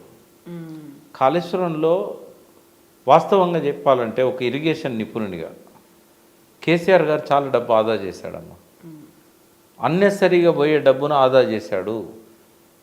అక్కడ అవినీతి ట్రెడిషనల్గా నాగార్జునసాగర్ ప్రాజెక్టు కట్టినప్పటి నుంచి కాళేశ్వరం దాకా కూడా పర్సంటేజ్లు ఉంటాయి, ఎవరెవరికి ఎంత ఇవ్వాలనేది. అంతకు భిన్నంగా ఏమీ అవినీతి జరగలేదు. అర్థం చేసుకుంటారు ప్రజలు, ఇంతకంటే చెప్పలేను నేను. అబ్నార్మల్ అవినీతి కాళేశ్వరంలో జరగలేదు. ట్రెడిషనల్గా ఎంత జరుగుతూ వచ్చిందో అంత జరగవచ్చు. అది ఇక్కడ జరిగింది ఏంటి అంటే ఎందుకు పెరిగింది మరి అంచనా వ్యయం 40,000 కోట్లు ఉండే 2010లో 40,000 కోట్ల నుంచి 2016లో కాళేశ్వరం ప్రాజెక్ట్ డిపిఆర్ సమర్పించినప్పుడు 80,000 కోట్లు చేశారు. 6 సంవత్సరాలలో ఎందుకు 80,000 కోట్లు అయింది? అందరిలాగా నేను చెప్పా. ఎందుకంటే 2007లో రాజశేఖర రెడ్డి గారు సబ్మిట్ చేసినప్పుడు 17,800 కోట్లతో ఇచ్చాడు. కేవలం 19 నెలల్లోనే 38,000 కోట్లకు పెంచాడు. అంటే 2 సంవత్సరాల డబుల్ అయినప్పుడు 6 ఏళ్ళ డబల్ కాదా అని చెప్పి నేను మాట్లాడాను. వాస్తవంగా ఎందుకు పెరిగిందో నేను చెప్తాను. ఒకవేళ కేసీఆర్ గారు కనుక ఆ లాజిక్ తీసుకొని రాజశేఖర రెడ్డి గారు 2 ఏళ్ళకే డబల్ చేశాడు, నేను 6 ఏళ్ళకి డబల్ చేశాను అని చెప్పి అదే ప్రాజెక్టును నేను 16,40,000కు నీళ్ళు ఇచ్చే ప్రాజెక్ట్నే 80,000తో కట్టడానికి కారణం కాస్ట్ పెరిగిందని చెప్పొచ్చు. కానీ ఆయన చెప్పలే. అట్లా ఎన్ని అడిషన్స్ అయినవో చెప్తాను మీకు నేను. నంబర్ 1 ఏంటంటే 14 టీఎంసీల రిజర్వాయర్లనే 16 టీఎంసీలు అనుకోండి. అప్పుడు రాజశేఖర రెడ్డి ప్రభుత్వం ప్రతిపాదించింది 16 టీఎంసీల రిజర్వాయర్లు సరిపోదని చెప్పి కేంద్ర జలసంఘం చెప్పిన తర్వాత సిడబ్ల్యూసి 147 టీఎంసీల రిజర్వాయర్లు కట్టాలని చెప్పేసి ప్లాన్ చేసుకున్నారు.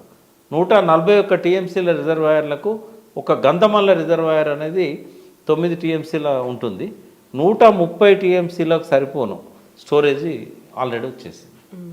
అంటే 16-17 టీఎంసీలకు ఎంత ఖర్చు అవుతుంది రిజర్వాయర్లకు?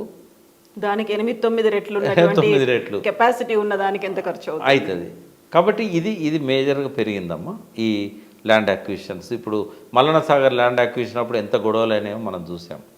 అయితే ఇక్కడ అందరికి తెలవాల్సింది ఒకటి ఉందమ్మా.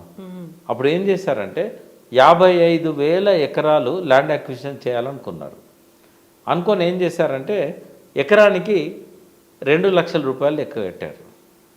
ఎకరానికి 2 లక్షల రూపాయలకి ఏ రైతాన్ని ఒప్పుకుంటాడు?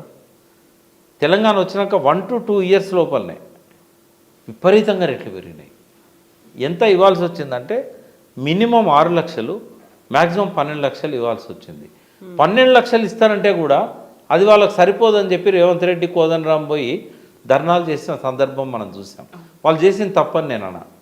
రైతులకు ఇంకా బెనిఫిట్ కావాలి, ఎందుకంటే కళ్ళ ముందు ప్రైవేటు వ్యక్తులు వచ్చి 20 లక్షలకు 30 లక్షలకు ఎకరం కొంటా ఉంటే గవర్నమెంట్ 12 లక్షలు ఇచ్చినా 6 లక్షలు ఇచ్చినా ఆ తప్పు అని చెప్పి అన్నది నేను దాన్ని వ్యతిరేకించాను. ప్రజల కోసం వాళ్ళు ఆ రోజు కొట్లాడిళ్ళు, గవర్నమెంట్ తను చేయగలిగినంత చేసింది, కోర్టులో పోయిన్లు, పిటిషన్లు వేసిండ్లు, అది వాళ్ళ హక్కు. అది ఆ హక్కును ప్రతిపక్షాలుగా వాళ్ళు బలపరిచినాయి. బట్ మీకు తెలుసు అక్కడ 12 లక్షలు ఇస్తానంటేనే మీరు అడ్డుపడ్డారు. అంటే ఎంత పెరిగిందో మీకు తెలిసి 2 లక్షలు అక్కడ రికార్డులో కనబడుతుంది. అంటే 40,000 కోట్ల ప్రాజెక్టులో ఎకరానికి 2 లక్షలు పెడితే మీరే 12 లక్షలు సరిపోవన్నారు. అంటే ఎంత పెరిగింది?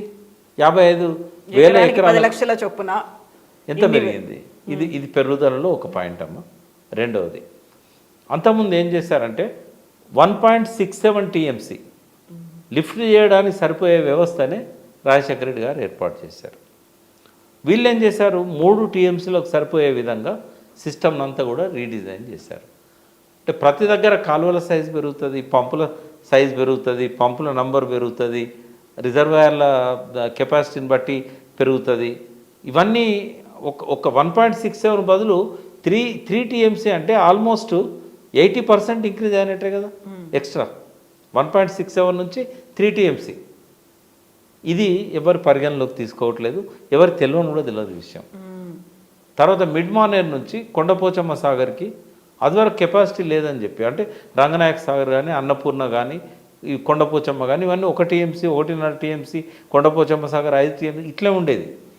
ఇప్పుడు ఏం చేశారు, ఒక్క మలన సాగరే 50 టీఎంసీలు చేశారు. 1.5 టీఎంసీ ఉన్నదాన్ని 50. అప్పుడు ఏం చేశారు, less than 1 TMC Kanchi lift చేస్తే చాలు, అప్పుడున్న 1.5 టీఎంసీ చెరువులకు సరిపోతాయని అనుకున్నారు. ఇప్పుడు ఏం చేశారు, అడిషనల్గా ఇంకొక టీఎంసీ లిఫ్ట్ చేయడానికి అని చెప్పి మళ్ళీ ప్యారలల్ ఏర్పాట్లు చేశారు. మళ్ళీ టన్నెల్స్, మళ్ళీ పైప్ లైన్లు, మళ్ళీ పంపింగ్ స్టేషన్స్. ఇదే ఎక్స్ట్రా ఖర్చు. ల్యాండ్ అక్విజిషన్ ఎక్స్ట్రా ఖర్చు, కరెంటు ఎక్స్ట్రా ఖర్చు. తర్వాత ఈ పంపులు పెరిగినాయి. బాహుబలి పంపులు అదివరకు 5 పెట్టారు అక్కడ నందిమేడారం, గాయత్రి. వాటి కెపాసిటీ తక్కువ ఉండే. ఇప్పుడు ఏం చేశారు, 139 మెగావాట్స్ ప్లస్ 7 పంపులు పెట్టారు. అన్ని దిక్కులో కూడా 3 టీఎంసీలు ఎత్తిపోసడానికి అరేంజ్మెంట్ చేశారు. దీని మీద ట్రాన్స్ఫార్మర్లు పెరిగినాయి, సబ్స్టేషన్స్ పెరిగినాయి, సబ్స్టేషన్స్లో కెపాసిటీ పెరిగింది, ఇవి పంపులు పెరిగినాయి, వాటి సామర్థ్యం పెరిగింది. ఇదంతా ఒక పక్కన. వీటితో పాటుగా వ్యాట్ పోయి జిఎస్టీ వచ్చింది. 2.5 ఉన్నది 3.5 అయింది. అంటే ఈ మొత్తం ప్రాజెక్టు మీద ట్యాక్స్ 1% పెరిగింది. అంటే ఇవన్నీ పరిగణలోకి తీసుకుంటే 6 ఏళ్లకు 40,000 కోట్లు 80,000 కోట్లు కాదా. ఇంకొకటి ఇంపార్టెంట్ పాయింట్ చెప్తా. అదివరకు కేవలం 16,40,000 ఎకరాలు, ఇప్పుడు దాదాపు 18,25,000 ఎకరాలు రికార్డు మీద ఉంది. కానీ వీళ్ళు డెవలప్ చేసిన సిస్టమ్ దాదాపు 20 లక్షల ఎకరాలకు చేశారు కొత్త ఆయకట్టుకు. తర్వాత కాలువల సైజు పెంచారు. తర్వాత ప్రాజెక్టులో చేవెళ్ళ లింక్ తీసేసి సింగూరు, నిజాం సాగర్ దాకా పెట్టారు. ఈ ప్రతి దాని మీద స్ట్రక్చర్స్ కొన్ని వేలు పెరిగినాయమ్మా. స్లూసెస్, తూములు, తర్వాత వాటికి సంబంధించిన అనుబంధ కాలువలు, అప్రోచ్డ్ కెనాల్స్, తర్వాత టన్నెల్స్ బాగా పెరిగినాయి. వీటన్నిటిని కూడా మనము కొన్ని వేల నిర్మాణాలు పెరిగినాయి. స్టెబిలైజేషన్ కోసం పెరిగినాయి, కొత్త ఆయకట్టు పెరిగినందుకు పెరిగింది. 16,40,000 కొత్త ఆయకట్టు నుంచి 3 లక్షల ఆయకట్టు పెరిగింది. ప్రతి దగ్గర కూడా డిస్ట్రిబ్యూటర్స్ పెట్టి ఎక్కడ వాగు వస్తే అక్కడ వాగులకు నీళ్ళు వదిలిపెట్టారు. అదివరకు రాజశేఖర రెడ్డి దానిలో ఆ ప్లాన్ లేదు. అక్కడ ఒక స్ట్రక్చర్ అవసరం కదా నీళ్ళు వదలాలంటే, తలుపులు ఇవన్నీ ఉంటాయి కదా, మళ్ళీ లైనింగు, కాలువలు. తర్వాత ఎక్కడ చెరువు ఉంటే ఆ చెరువుకు అనుసంధానం చేశారు. మనది గొలుసు చెరువుల సిస్టమ్ కదా, ఒక్క చెరువులకు వదిలితే ఆ గొలుసులో ఎన్ని చెరువులు ఉన్నాయో అన్ని చెరువులకు నీళ్ళు పోయేటట్టు చేశారు. తెలంగాణ అంతా ఒక పవర్ గ్రిడ్ ఎట్లయితే ఉంటుందో, ఒక దగ్గర కరెంటు పోతే ఒక దగ్గరికి వచ్చేటట్టు సాగునీటి గ్రిడ్ ఏర్పాటు చేశారు. కాళేశ్వరంని ఇంటిగ్రేటెడ్ కాళేశ్వరం ప్రాజెక్ట్ అనాలి. అంటే ఇన్ని చేసినందుకు 6 ఏళ్లకు డబల్ అయితే ఆశ్చర్యం ఏముంది. మరి 1,21,000 కోట్లకి ఎట్లా పెరిగింది? అప్పుడు 2 టీఎంసీలో 1.67 టీఎంసీకి లెక్క కట్టారు. ఇప్పుడు అడిషనల్ టీఎంసీ కోసం మళ్ళీ మొత్తం నిర్మాణాలు చేశారు. దానికి ఒక్కదానికే 30,000 కోట్లు. ఇప్పుడు 73,000 కోట్లే నిజంగా కాళేశ్వరానికి ఖర్చు అయింది. 20,000 కోట్లు ఏదైతే ఉన్నదో 93,000 కోట్లలో ఆ అడిషనల్ టీఎంసీ థర్డ్ టీఎంసీ కోసం అయింది. ఇవన్నీ ప్రజలకు చెప్పుకున్నారమ్మా. ఇవన్నీ చెప్పాల్సింది ఎవరు? కేసీఆర్ గారే కదా. ఎందుకు చెప్పలేదు? చెప్పాల్సి ఉండే. ఇంకొక చిన్న విషయం చెప్తా. కరెంట్ బిల్లులు బాగానే అని చెప్పి ఇంటర్నేషనల్ ఎక్స్పర్ట్ అని వరల్డ్ వాటర్ ఫోరం నుంచి భిక్షన్ గారు, తర్వాత ఎక్కువ కోదండరామ్ గారు కరెంట్ బిల్లులు బాగా అవుతున్నాయని అంటున్నారు కదా. ఇందులో కేసీఆర్ మార్పులు చేసినందువల్ల పెరిగిన కరెంటు ఖర్చు ఎక్కడ అంటే అన్నారం, సుందిల్ల, మేడిగడ్డ. కొత్తగా 3 బ్యారేజ్లు 3 పంపింగ్ స్టేషన్స్ వచ్చినాయి. మిగతా అన్నీ రాజశేఖర రెడ్డి చేసినాయి కదా. వాటిని ఇంకా పెంచండి, తగ్గేయలేదు. మరి అప్పుడు ఎంత తెలుసా? ఇప్పుడు 4,600 మెగావాట్లు వీళ్ళ లెక్క ప్రకారం వస్తే తుమ్మిడిహట్టి ప్రాణహిత చేవెళ్ళ సృజల స్రవంతిలో 3,400 మెగావాట్లు. అంటే ఒక 1/4 కదా ఈయన పెంచింది. అష్యూర్డ్ వాటర్ ఉందని కదా కాళేశ్వరం దాకా తీసుకొచ్చినందుకు పెరిగిందా ఖర్చు. తర్వాత థర్డ్ టీఎంసీ లెక్క ఇన్ని ఇక్కడి నుంచి కొండపోచమ్మ సాగర్ దాకా పైప్ లైన్లు, ఎక్స్ట్రా టీఎంసీ, వీటన్నిటికి కదా పెరిగింది ఆ కరెంటు బిల్లు. మరి అప్పుడు ఎట్లా వైబుల్ అయ్యేది? 16 లక్షల, ఇప్పుడు 42 లక్షల ఎకరాలు మొత్తం కాళేశ్వరం ఆయకట్టు. ఎట్లా అంటే ఫస్ట్ మొదటి క్రాప్కి 18,25,000 ఎకరాలు రికార్డు పరంగా ఉంది. 20 లక్షల ఎకరాల దాకా ఒరిజినల్గా ఉంటుంది. ఆ లెక్కే తీసుకుందాం మనం. తర్వాత 25% రబీలో అని చెప్పారు. తర్వాత స్టెబిలైజేషన్లో మళ్ళీ 18,82,000 ఎకరాలు. ఇదంతా కలిపితే 42 లక్షల ఎకరాలు అవుతుంది. కాగు లెక్క కట్టేటప్పుడు కేవలం 22 లక్షల ఎకరాలు లెక్క కట్టింది. అంటే ధాన్యం కూడా 22 లక్షల ఎకరాల్లో వచ్చే ధాన్యాన్నే ఆదాయం కింద చూపెట్టింది. కానీ కాళేశ్వరం కట్టిన తర్వాత రబీ పంట, యాసంగి పంటలు 2019 నుంచి ఈరోజు వరకు 60 లక్షల ఎకరాలలో నీళ్ళు ఇచ్చారు. ఆ టేబుల్ కూడా ఈ పర్ఫార్మెన్స్ రిపోర్ట్లో గవర్నమెంటే ఇచ్చింది. ప్రతి సంవత్సరం 20 లక్షల ఎకరాలకు నీళ్ళు ఇచ్చింది. అందులో పండిన పంట విలువ ఎంత? అవి ఎందుకు లెక్క కట్టలేదు? తర్వాత జనం అమాయకులు, వాళ్ళకి ఈ విషయాలన్నీ తెలియదు. అందుకే సోషల్ మీడియా ఇంపార్టెన్స్ అక్కడే ఉంటుంది. యూట్యూబ్ ఛానళ్ళ ద్వారానే ఇంత ఎలాబొరేటెడ్గా మనం మాట్లాడి చెప్పగలుగుతాం. టీవీ డిబేట్స్లలో మనల్ని మాట్లాడనియరు, అవతల వాళ్ళు గొంతు నొక్కుతూ ఉంటారు. ఇప్పుడు ఇదంతా ఒకవేళ కనుక ప్రజలకు చేరింది అనుకోండి, వాళ్ళు చెప్పేటి అబద్ధాలని ప్రజలు గ్రహిస్తారు కదా. అబద్ధాలు చెప్పాల్సిన పరిస్థితి రాదు కదా. అంటే ఎవరు జ్ఞానవంతులు కావాలి? రేవంత్ రెడ్డి లాంటి వాళ్ళ నోటి నుంచి నాన్ వెజిటేరియన్ భాష రావద్దు, అబద్ధాలు రావద్దు అనుకుంటే ఎవరిది బాధ్యత? అంటే ప్రజలది. ప్రజలకు అవగాహన చేయించాల్సిన వాళ్ళు ఎవరు? ఈ పనులన్నీ చేసిన వాళ్ళు. ఇక్కడ వైఫల్యం కేసీఆర్ది, ఇక్కడ వైఫల్యం బీఆర్ఎస్ది, చెప్పడంలో విఫలమైనలు. ఒక్కటమ్మా, అప్పుల పాలు చేశాడు అని చెప్పి రోజు 10 సార్లు అంటున్నారు. మేము అప్పుల పాలు చేయడమే కాదు, ఆదాయాన్ని కూడా పెంచామని చెప్పాలి కదా. అప్పు ఎంత పెరిగిందో, ఆదాయం ఎంత పెరిగిందో ఒకసారి చూద్దాం. కాళేశ్వరం కోసమే కావచ్చు, ఇతరత్ర కావచ్చు. ఈ 2014లో కేసీఆర్ గారు ముఖ్యమంత్రి అయిన రోజు 59,000 కోట్లు రాష్ట్ర ఆదాయం. రేవంత్ రెడ్డి గారు ప్రమాణ స్వీకారం చేసే నాడు 2 లక్షల కోట్లకు పైన. అంటే ఆయన ప్రమాణ స్వీకారం చేసిన డిసెంబర్ 31 వరకు లెక్క తీసుకుంటే 10 నెలల్లో వచ్చిన, జనవరి 31 వరకు 10 నెలల్లో వచ్చిన ఆదాయం 2 లక్షల కోట్లు. ఇంకా ఫిబ్రవరిది, మార్చిది నేను కౌంట్ చేయట్లేదు. అంటే 59 లక్షల కోట్ల నుంచి, వేల కోట్ల నుంచి 2 లక్షల కోట్లకు ఆదాయం ఎట్లా పెరిగింది? అప్పు తీసుకొచ్చి ప్రాధాన్యత రంగాలు, ఉత్పత్తి రంగాల మీద పెట్టినందుకే కదా. సేవా రంగానికి కావాల్సిన ఇన్ఫ్రాస్ట్రక్చర్, ఐటీ కంపెనీస్కి కావాల్సినవి, ఫ్లైఓవర్స్ కావచ్చు, అండర్ పాస్లు కావచ్చు, ఇవన్నీ చేస్తేనే కదా. ఇక్కడ వచ్చి సేఫ్ జోన్ అని చెప్పేసి ట్రాఫిక్ జామ్లు ఉండవు. బెంగళూరులో విపరీతంగా ట్రాఫిక్ జామ్లు ఉన్నాయి. ఒక ఇండస్ట్రియలిస్ట్ మనసు మార్చడానికి చిన్న కారణం చాలు. బెంగళూరుని ఎందుకు ప్రిఫర్ చేశారు తెలుసా? క్లైమేట్. ఇప్పుడు హైదరాబాద్ని ఎందుకు ప్రిఫర్ చేస్తున్నారు? బెంగళూరు కంటే తక్కువ ధరలు, బెంగళూరు లాగా ట్రాఫిక్ జామ్స్ లేవు. వాళ్ళు చూస్తున్న 3-4 ఏళ్ళలోనే 65 ఫ్లైఓవర్లు, అండర్ పాస్లు వచ్చాయి. ప్రో పీపుల్ గవర్నమెంట్ ఉంది, ప్రో ఇన్వెస్టర్స్ గవర్నమెంట్ ఉంది, కావాల్సిన రాయితీలన్నీ ఇస్తున్నారు. ఇట్లాంటివన్నీ చూసే కదా. మరి ఇదంతా వాళ్ళు పెట్టిన ఇన్వెస్ట్మెంట్ అంతా వాటి మీదనే కదా. ఫస్ట్ 2 సార్లు వరదలు వచ్చినప్పుడు 60 మంది 65 మంది చనిపోయారు వరదల్లో.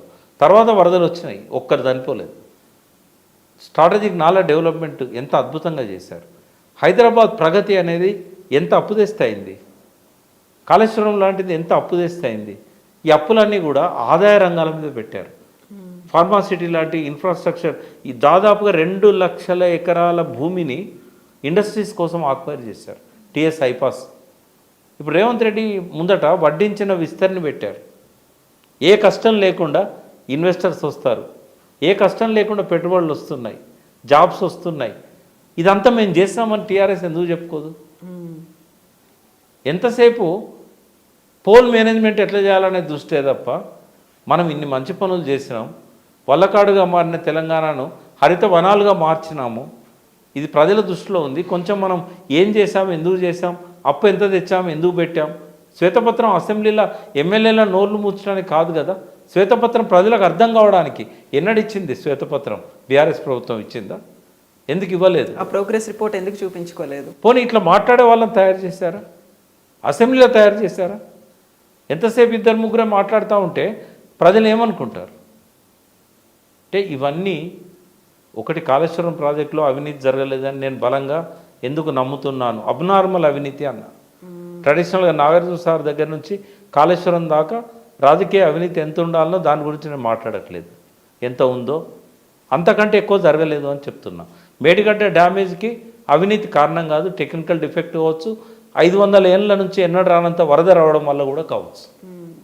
లాస్ట్ టైం రికార్డెడ్ వరద ఏంటంటే 500 years బ్యాక్ 28 లక్షల క్యూసెక్లు వచ్చింది. అంటే 250 TMCల నీళ్లు మేడిగడ్డ పాయింట్ నుంచి క్రాస్ అయినాయి. దాన్ని దృష్టిలో పెట్టుకొని 28,25,000 క్యూసెక్లకు మేడిగడ్డ డిజైన్ అయింది. కానీ జూలై 15, 2022 నాడు వచ్చిన వరద 28,75,000 క్యూసెక్కులు. అంటే 500 సంవత్సరాల అంచనాను తలక్రిందులు చేసింది. ఏదైనా ఒకటి పడిపోయేటప్పుడు క్రాక్ వచ్చినాక వెంటనే కుప్పగూలదు. సైమల్టేనియస్గా దెబ్బ మీద దెబ్బ, దెబ్బ మీద దెబ్బ పడుతూ ఉంటే ఏదో ఒకరోజు కుంగుతుంది. మేడిగడ్డది కూడా అదే. 2022 జూలై 15 నాడు వచ్చిన వరదలకు దెబ్బతింది. అక్టోబర్ 21 నాడు వచ్చిన 15 లక్షల క్యూసెక్కుల వరదకు కుంగింది. ఇదే రేపు నిపుణుల కమిటీ వెల్లడించే ఫ్యాక్ట్. అప్పుడు ఏమవుతుంది? అవినీతి కిందికి రాదు, అది నాసిరకం కిందికి రాదు. ఇంకొకటి కూడా చెప్తా, నాసిరకం ఉందా లేదా అని టెస్ట్ చేయడానికి ఈ శాంపిల్స్ తీసుకొని పోయి చెక్ చేశారు. 20 పాయింట్లు వస్తే పర్ఫెక్ట్ ఉన్నట్టు, 25 పాయింట్లు వచ్చింది. ఎలాంటి వాడు వీళ్ళందరి ఎక్స్పెక్టేషన్స్కు భిన్నంగా ఉండాల్సిన క్వాలిటీ కంటే ఇంకా అద్భుతంగా కట్టాడు అని చెప్పి సర్టిఫై చేశారు. రేవంత్ రెడ్డి ప్రభుత్వం ఈ టెస్ట్ చేసింది. కేసీఆర్ ఉన్నప్పుడు ఇచ్చిన రిపోర్ట్ కాదు అది. నాణ్యతలో ఇంకొక 25% మంచి నాణ్యత ఉందని రుజువైంది. ఇవన్నీ బీఆర్ఎస్ చెప్పుకోలేకపోవడం వల్లనే మేడిగడ్డ కుంగిందనగానే ప్రజలు ఒక నెగటివ్ ఓటు టీఆర్ఎస్కి వేయడం జరిగింది. కనీసం పార్లమెంట్ ఎన్నికల ముందైనా వాళ్ళు ఇవన్నీ సమీక్షించుకొని ప్రజలకు తెలియాల్సిన విషయాలను తెలియక వాళ్ళని తప్పు పడితే ఉపయోగం ఉండదు. ఇప్పటికైనా వాళ్ళు తేరుకోవాలి. ఎస్ ప్రకాష్ గారు, థ్యాంక్ యూ సో మచ్ అండి. ఇప్పుడు బోల్డ్ అన్ని ఎలాబొరేట్ ఇష్యూస్ ఎప్పటి కాళేశ్వరం చెప్పారు. ఇప్పటిదాకా బయటికి రాని విషయాలు అవన్నీ వాస్తవంగా ఏం జరిగింది, ఏం జరుగుతోంది, ఏం జరగబోతోంది, వీటన్నిటి గురించి చెప్పినందుకు thank you so much Prakash గారు. థ్యాంక్ యూ అండి.